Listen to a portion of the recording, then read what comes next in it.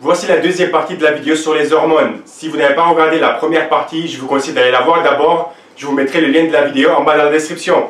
Sinon, dans cette vidéo, on va parler des 4 autres hormones qu'il faut contrôler pour avoir une bonne balance hormonale et donc avoir les meilleurs résultats possibles.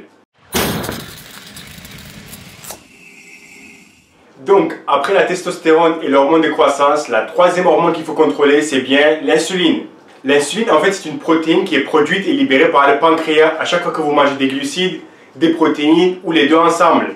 Si vous voulez savoir un peu plus, je vous conseille de regarder ma vidéo sur l'insuline. Ce que vous devez savoir pour cette vidéo sur l'insuline, c'est que la libération d'insuline est très facilement contrôlable. Comment? C'est simple, c'est avec l'alimentation. Vous libérez de l'insuline au mauvais moment et vous allez mettre votre corps dans un état où il va privilégier les stockages de graisse. Attention, privilégier les stockages de graisse, ça ne veut pas dire que vous allez grossir. Et si vous la libérez au bon moment, par exemple après votre séance d'entraînement, vous allez mettre votre corps dans un état anabolisant qui va favoriser la construction musculaire. Attention, ça ne veut pas dire qu'il faut absolument faire ça, sinon pas de muscle. Non. Mais avec tout ça, gardez en tête que pour perdre la graisse ou construire du muscle, il faut d'abord faire attention au nombre de calories, les macros, votre activité physique et après tout ce qui est insuline. Donc l'insuline est important, mais ce n'est pas le plus important. Comment contrôler cette hormone? Je pense que la plupart des gens savent déjà que pour contrôler l'insuline, il faut privilégier des aliments à index glycémique bas.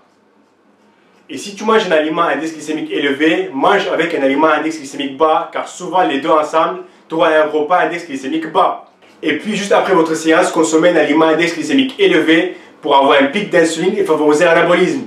Même si je répète que ça ne fera pas une énorme différence, et souvent ça ne vaut pas le coup, mais si ça fait mal à personne et ça vous donne un 0,5% d'avantage, alors pourquoi pas?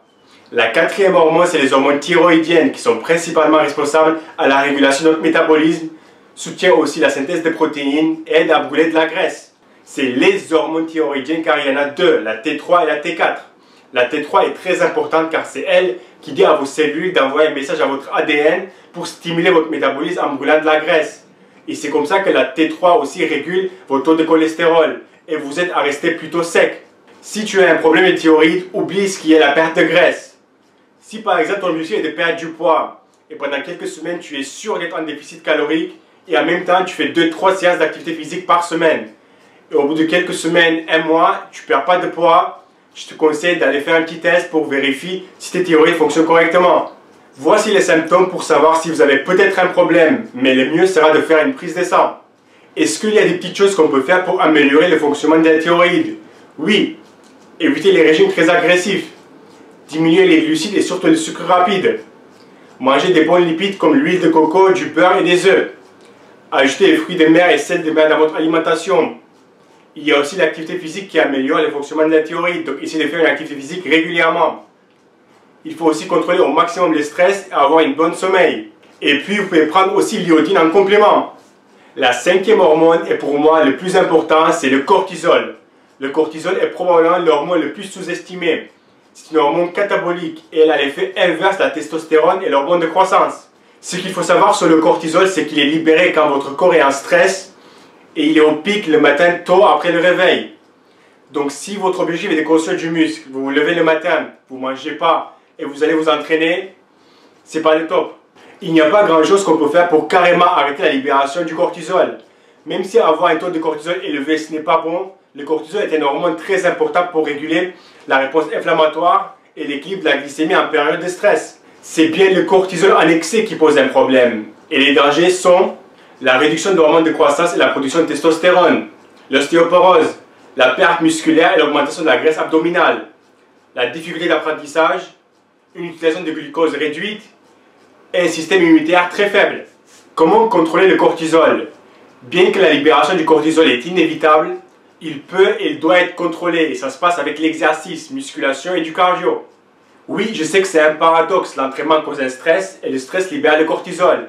Mais à force et sur le long terme, vous serez gagnant. La clé est de s'entraîner intelligemment et pas comme un malade. L'objectif est de stimuler le muscle et pas le détruire. La musculation libère aussi l'hormone de croissance et l'endorphine qui compensent la libération du cortisol. Au niveau alimentation, il n'y a pas grand chose à faire à part peut-être manger le matin si vous voulez faire après une activité physique et manger juste après votre séance. Pourquoi? Je vous conseille de lire un peu plus sur le fonctionnement de l'insuline avec le cortisol.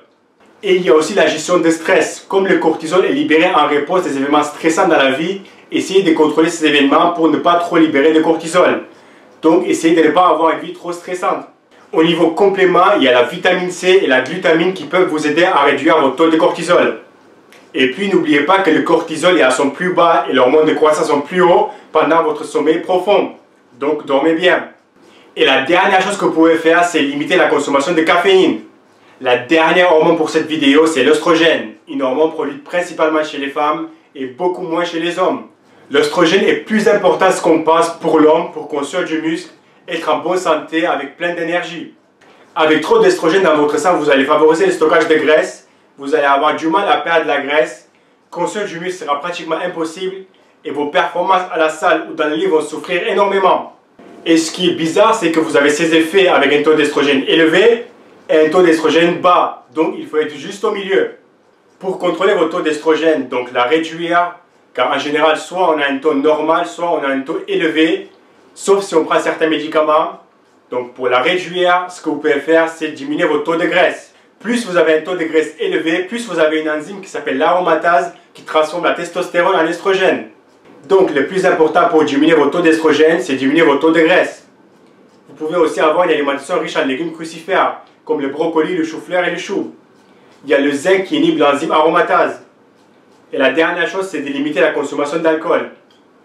Voilà, c'est tout pour aujourd'hui. Merci et à la prochaine vidéo. Seul. Donc, en gros, ce que tu vas faire, lundi par exemple, tu vas faire une séance avec le coach.